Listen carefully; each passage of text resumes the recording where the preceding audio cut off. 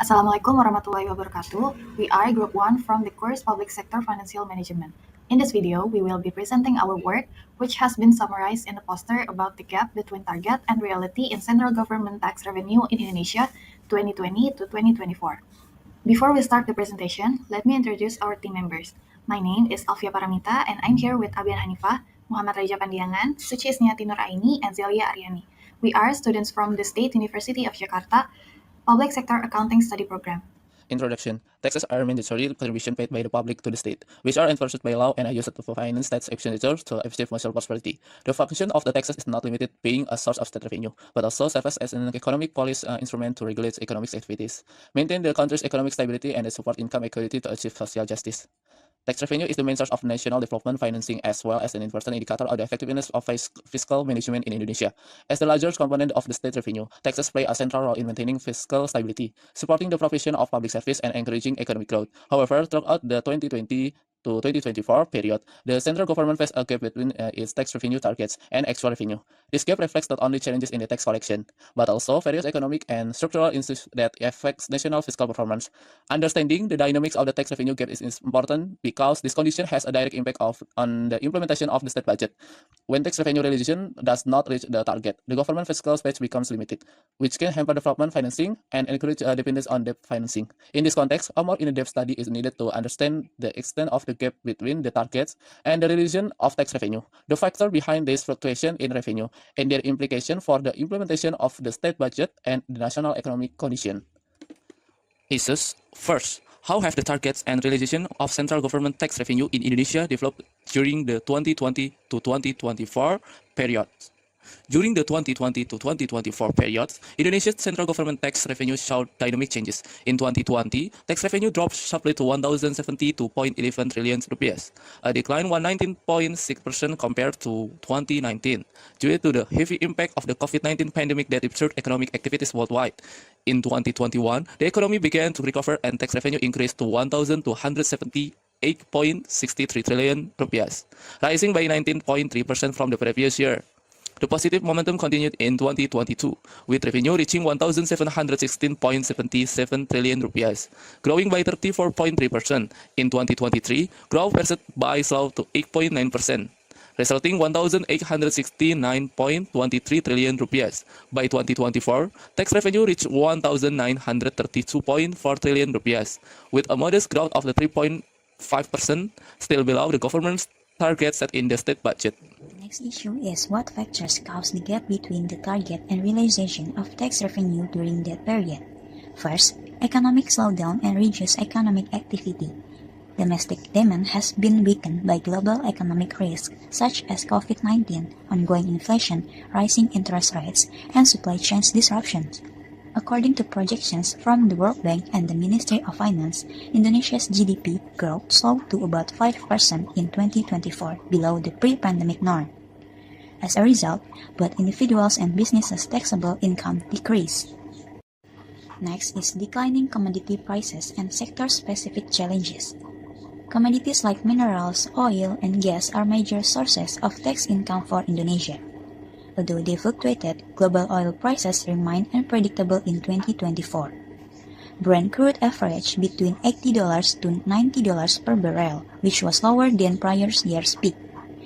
This made the deficit much worse by lowering the profits of mining companies and state-owned businesses like Pertamina. Tax compliance and evasion issues, tax awareness, incentive, and the effect of penalties all affect the degree of taxpayer compliance.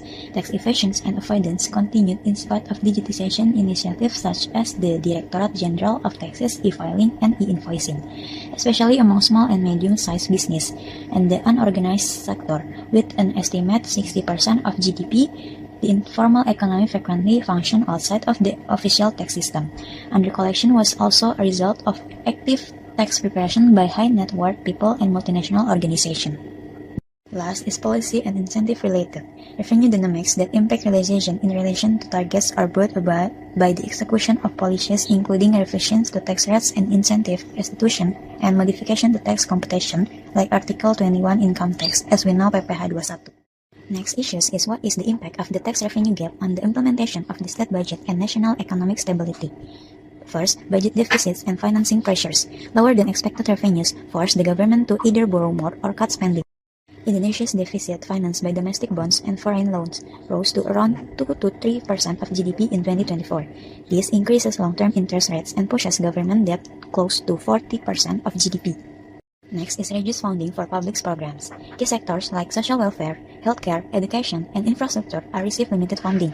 Insufficient budget may delay projects like toll roads or rural electrification, slowing economic growth. In extreme cases, reduced subsidies could trigger inflation or public unrest. Last is macroeconomic instability. Financing deficit by printing money may fuel inflation and weaken fiscal credibility. Exchange rate stability could deteriorate as investors withdraw, leading to slower GDP growth and reduced household incomes, especially among vulnerable groups. Solutions that can be implemented to address the previous issues are as follows.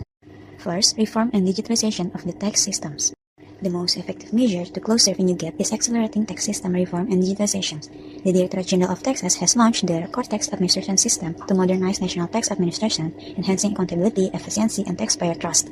Through full digitalization such as e-Faktur, e-Bupot, and e-Filing, tax reporting becomes simpler while oversight is strengthened. Leveraging big data analytics, GTAS enabled more accurate risk-based audits, ensuring supervision focuses on high-risk taxpayers. These reforms not only optimizes revenue collection but also reduce administrative burdens, forming a solid foundation for improving Indonesia's tax ratio. Second solution is expansion of the tax base and improvement of taxpayer compliance. Improving tax revenue requires a strategy to expand the tax base and improve taxpayer compliance. The government needs to strengthen tax intensification, targeting the informal sector, the digital economy, and MSMEs through education and tax awareness programs. In line with this strategy, supervision must be strengthened to ensure fiscal fairness. The implementation of risk-based audits allow the tax authority to more accurately target large taxpayers with potential tax avoidance. This combination of extensification, education, and law enforcement is crucial for broadening the revenue base and promoting a culture of responsible compliance. For the third solution is evaluation and rationalization of tax incentive. To ensure fiscal efficiency, the government must reassess existing tax incentives, as facilities such as tax holiday and super deduction are considered suboptimal in promoting productive investment.